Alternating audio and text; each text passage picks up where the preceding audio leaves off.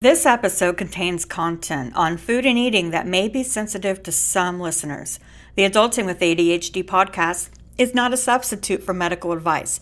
Please see a medical professional if you think you have ADHD or have ADHD and need additional assistance. For podcast archives, please visit patreon.com/adultingwithadhd. This is the Adulting with ADHD podcast, self-empowerment for people with ADHD. Today, I'm very excited to have with me Patricia Sung, the host of Motherhood and ADHD Podcast. Hi, Patricia. How's it going? Good. Thanks so much for having me back.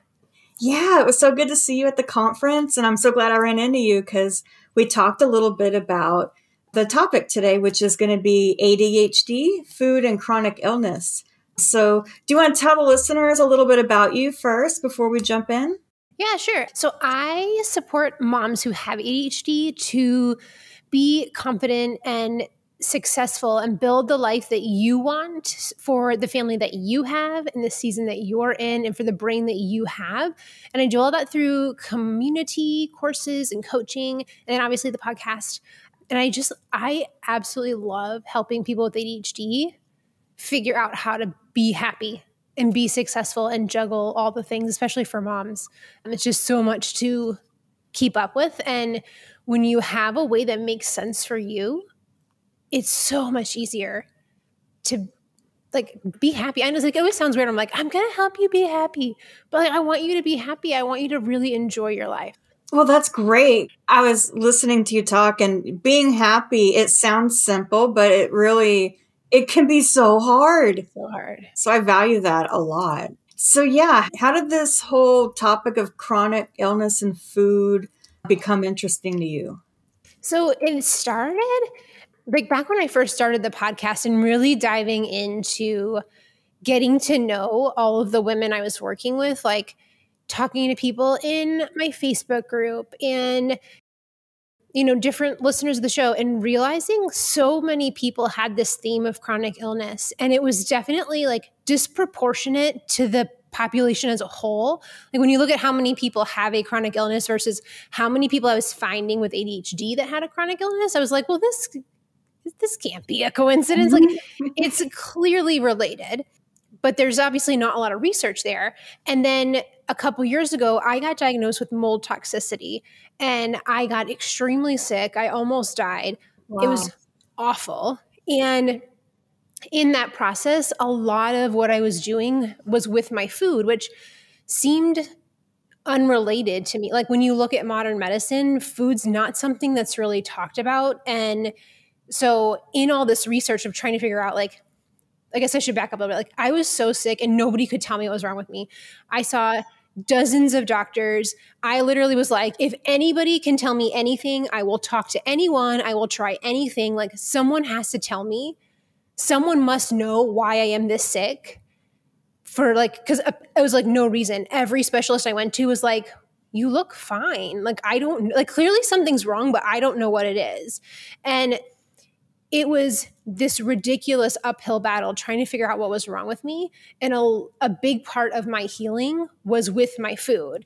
And when I can look back through my whole life, I can see where there was that connection between food, my stomach, all my gut issues, and stress. And fast forward, when I look at my childhood and then I fast forward when I was really sick, I was eating about 30 different foods total. Oh, wow. That the sum total of all the foods I was consuming, including spices, herbs, all was 30 things. It was awful, straight up awful. And when you are that sick, it's all consuming. It affects everything you do, everyone around you. You have such little energy. And to be able to to take that experience and be able to help other people forward, that really matters to me because I can't waste that experience and struggle and hardship and just let it be there. To me, I need to use that to fuel me forward because otherwise it was just awful. So when I put together all these themes I was seeing with my clients and my community, and then when I got super sick, it was whoa, this is not a coincidence. These things are all related. And I just went down like total, like the rabbit hole of researching how does it all connect, because I just couldn't live like that anymore.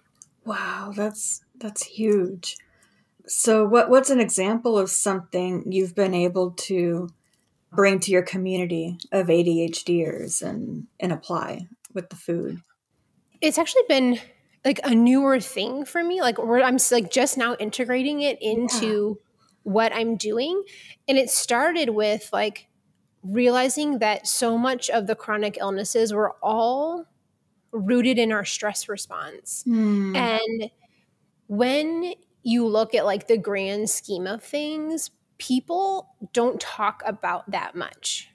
They would like, we say like, oh, stress is bad for you, you're going to have a heart attack. And like, that's about it. Like there's not real like meaty advice when it comes to dealing with your stress and the consequences of not dealing with it.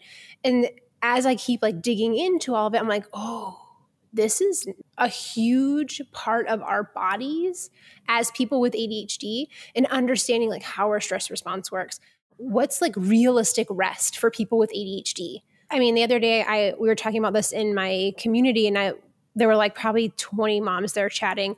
And when I asked like, what do you do for rest? Not one mom said, I sit quietly and do nothing. Like that's not how people with ADHD rest. We rest actively. And a lot of times we're told that's not how to rest. We're told to rest by like doing nothing, which is like, kryptonite for our brains. Like, torture. No, Yeah. don't make me do nothing. So like weaving those themes in, understanding our stress response, understanding how we rest. And then like just now I'm starting to talk about like, how does food enter that? And how does your body receive that food? And why would it consider it like an invader when it should just be like a banana's a banana, who cares? Like, and your body starts taking in like these like outsiders coming in as a problem, as an invader, instead of nourishment and like energy and what it should be. So we're like, I'm just now pulling all this together and being like, oh, whoa, like I feel almost like a little bit like, I don't know, I hate the term woo-woo, but like it feels a little woo-woo when I start talking about all these things. But at the same time, like when you look back at like cultures from thousands of years ago, like everybody back then like understood the value of food and how different things were good for you. Like when like, all those like things your grandma says of like, well, you're sick, drink this, eat that. Like those things do have a different, like they make a difference. It's not just old wives' tales and all that. Like they truly matter. And when you understand how your body functions and how your stress response functions and how food can be like interpreted as like a bad thing when it's actually like really shouldn't be, all of a sudden like your body just starts making so much more sense and how you can make like choices that make sense for you. Yeah, absolutely. I don't know if you've ever been put on a waiting list, but therapy is hard to come by these days. If you need therapy and you need someone to talk to, consider BetterHelp. I've been using BetterHelp on and off since the pandemic, and it's honestly been really helpful when I can't reach my normal therapist. To save 10% off your first month, visit betterhelp.com/ADHD adulting. That's BetterHelp, HELP.com/ADHD adulting. So I'm going through the questions. I took a little detour, but I think you answered my question, which was the most important thing. You're an ADHDer, you have food, you have chronic illness. What would you say is the most important thing there? For me, it's to remind every person listening that this isn't in your head. When you start noticing these correlations between how you feel and different foods that you're eating, sometimes when like depending on what like who your doctor is and their background, they often will say like, this is in your head, you're making this up. Like, why don't you talk to the psychiatrist? It must be anxiety. And what I would say is like, trust yourself. When even if you don't fully understand like what the connection is, you're like, just something's not right here. Trust that gut feeling that if something feels not right, something's not right. Like maybe you can't put a name to it yet, but something's not right. And like, I don't ever want to like poo-poo modern medicine. Like I have been to every specialist under the sun and they all have taught me something, but like, there's just not enough research at this point. And there's not enough like communication between all the different like disciplines. Yeah. So like my gastroenterologist didn't really talk to my neurologist, didn't really talk to my rheumatologist. And like, there wasn't enough connection and communication. So like when you talk to doctors, like their specialty is their specialty. And depending on their personality, they may not work with other people. Like not in like a bad way, but it's just like they're focused on their specialty and they don't worry about all the other body parts because that's not their specialty. But when our bodies are under high stress for a long time and your body starts to think like benign things are invaders, like that's not a coincidence. Like your gut makes most of your hormones. Your gut makes most of your neurotransmitters. Everything's connected. Like when you think about your vagus nerve and your sympathetic balances in the limbic system, like all those things work together. And when you're stressed, they're not little things anymore. Your whole body is being affected. Your gut is managing like the majority of your systems. Like we don't realize how much our gut influences everything else. So it makes a lot of sense that if you're having food issues when you're sick, it's like, well, yeah, because your gut is driving a lot of systems. So like, of course it makes sense that now your gut's having problems when you're sick. And like, that's why like when I'm like, I hosted a retreat last year, hopefully gonna do it again this year. The whole theme was like, how do you slow down? How do you rest? How do you take care of yourself? Because when you have ADHD, like you're so like, I hate using the word sensitive because it makes it sound like a bad thing, but we're not. Like we're just very aware of all of our surroundings. And so we take in so much information, like that makes us more susceptible to being overstimulated and being stressed out because we took in so much information. And when we look at like, how can you take care of you in a realistic way and lower your stress and heal your body in a way that like fits with your ADHD? It's like now it's doable to take care of yourself. Yeah, totally. So on the same topic, what is something that is often challenging for us when it comes to food and chronic illness? There's no one right answer. There's no one plan that like if you can just find this one thing, it's going to fix it. Like different foods are going to bother different people and it feels just so overwhelming. Like I remember when I like was going through my like what foods I could and couldn't eat, it was so overwhelming of like, how am I going to do this? This feels impossible. And also like as you're sick, your body can change and like something you could eat before, now you can, or you couldn't eat it, now you can. Like your body's just like constantly like changing system. And so it's a lot to deal with. It's a lot to take in. And it's a lot of work to eat differently than other people. So I think that's like the hardest part is that it just feels so big. And to like get started feels monumental. Yeah, like it's like, how can I possibly even get started on this? Which is really hard for us when we have big projects. Like we get struggle with it, let alone something that carries this much weight and stress for us. Like then you're stressed about being stressed, about the thing that's going to make you less stressed. I mean, it's just like, oh man. So that to me is the hardest part for ADHD is it just feels too hard. That wall of awful. Yeah. Yeah. 100%. Wow. So let's say you're an ADHDer and you want to tackle this. What's the first step there? It sounds like there's many. Yeah. My first step is always trust yourself. Yeah. Like, know that like, you know, something's wrong, even if you don't know what it is or like where to start. It's like, you know, something's wrong. It's not made up.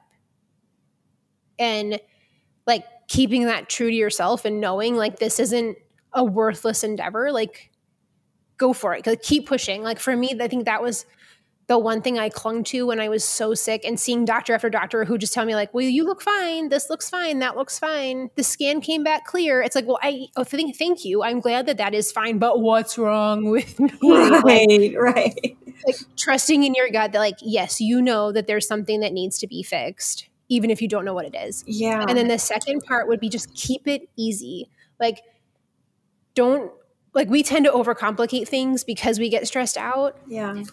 So whenever I would get really frustrated about like, I can only eat these things, my husband would remind me of like, don't focus on what you can't eat. Look at what you can eat. Like, what can we do with that? Yeah. And I would spend a lot of time like imagining I was on that show Chopped. I don't know if you've ever watched it on the Food Network, where they put like, they would give the contestants a basket and it would be like totally random things of like a loaf of bread, a piece of chicken, Cheetos, and peppermint candies. And they would have to make something out of it. Like that's what I would like go in with, this like challenge mentality of like, okay, I only have these 3 things, but what can I do with these 3 things? Like if you're trying to go gluten-free, don't go on Pinterest and try to find 17 recipes that are gluten-free. That's too much. Just look like, what do you already eat that's gluten-free? Can you eat just those 4 things that you know you like, you can eat, you know how to make? Can you just eat those 4 things for the next week or 2 weeks while you're doing your gluten-free test? Like, just stay off Pinterest. Yeah. Don't overcomplicate it. Keep it as easy as you can. Like, truly ask yourself, like, how do I make this simple for myself? And go with that route. Yeah, I have to totally back you up here because I've been working with a nutritionist, and you know, it was like all these different pyramids and colors and blah blah blah. And then finally, you know, she got a hang of how my brain worked, and she goes, "You know what? Forget all this. Go get this book." And it was like the zero sugar something about how sugar is evil. But she's like, just cut your added sugar. Like, just do that. Like, forget the pyramids, forget all the colors. Mm-hmm. And would you believe it? It helped so much. Just, you know. And I think those like really simple rules, like I hate even calling them rules, but like when we're trying to make changes of just picking one thing, for us, like a lot of times it's easier to cut one thing out entirely than to try to moderate it. Like saying like, I'm only going to have 1 dessert a day makes you just want more dessert, instead of saying like, okay, I'm not going to eat sugar. That does mean I can still eat honey and maple syrup. So like, can I find some desserts with that? Like, I'm not saying I can't have anything sweet. I'm just cutting out like the refined sugar. Okay. Then like that black and white rule makes it way easier to be like, well, but I mean, I only sort of had like half a dessert earlier, so I could have like half a one later. And then you just end up like spending so much time spinning in circles about like how you could manipulate this into being something better than it is. Yes. It's like, no, just let it go. And making those really simple changes that are like clear lines, like that takes like a lot of the decision fatigue and like the mental gymnastics that we do out of it when it's very clear cut. Yeah, totally. This has been such a good conversation, and I know it's going to help so many people. Where can our listeners keep up with you online, Patricia? So I have the same handle everywhere. It's at Motherhood and ADHD. It's the same as my website. So, you know, head over there on my website. I have a ton of free resources for you to download, like whatever makes your heart happy.